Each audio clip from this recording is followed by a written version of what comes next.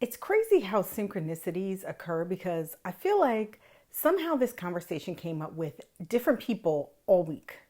So, AI is cool, right? You can create cool stuff, fun images, get interesting ideas. It's helping you be a better fashion designer, right? Is it?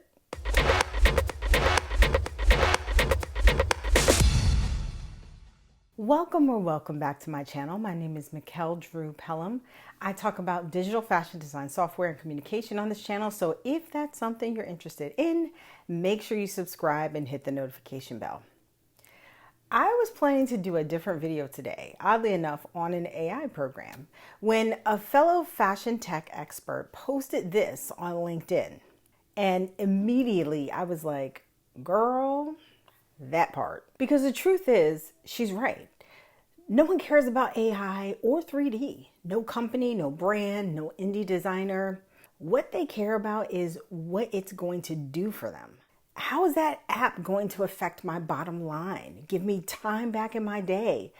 Allow me to get home at a decent hour so I can have dinner with my husband and kids. Get my protos quicker and have them be accurate. How is that new AI program that everyone is so hot on helping me do that? And the answer to that question for a lot of designers viewing and testing a lot of the AI software that's out right now is crickets. Now listen, with the pace of people developing and releasing these AI tools, this video could be obsolete tomorrow. But my gut tells me it's going to be relevant a little longer than that. In fact, probably longer than we'd like.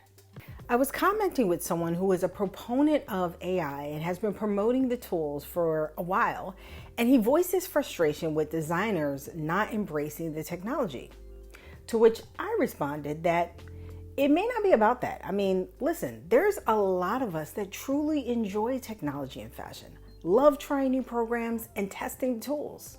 However, my feeling is that some of these developers are creating tools based on what they think designers do or think we should be doing, not what we actually do. I don't need another AI tool to create more pretty pictures. Like, really, if I'm creating physical products, what am I doing with that? How is that helping me? And if you aren't familiar with what a designer actually does every day, I invite you to watch this video. People are surprised to see that being creative, sketching and concepting and shopping, all that fun stuff, is the smallest part of our jobs. In real talk, most designers don't have a lack of ideas. AI fashion tools that supplement ideation are cool, but what I want are AI tools to help me with all those other parts of my job so that I have more time to be creative. So then the conversation moved to the benefits of AI. Designing faster and better, generating more ideas, making quicker decisions, reducing budget and protos, minimizing time and effort, and all of that sounds great and makes sense in theory. But getting tangible evidence that these tools are actually doing that, whole other ball game, friend.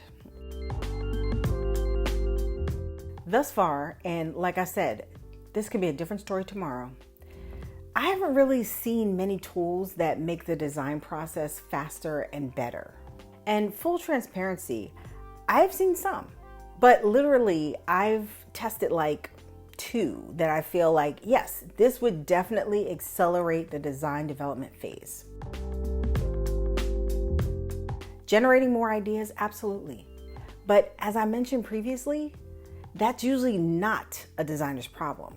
And if you're developing a tool or service or product, you should be solving a problem for your intended customer. Less protos, maybe. But I feel like that's happening more because brands are adopting 3D technology, not AI. The one AI tool that I think has been most advantageous though is the sketch to render tools that a few AI apps have at this point. And I do like that feature because you can show a 3D picture of your garment from an Illustrator or even a hand sketch without the time spent building that garment in a 3D fashion software like Clo.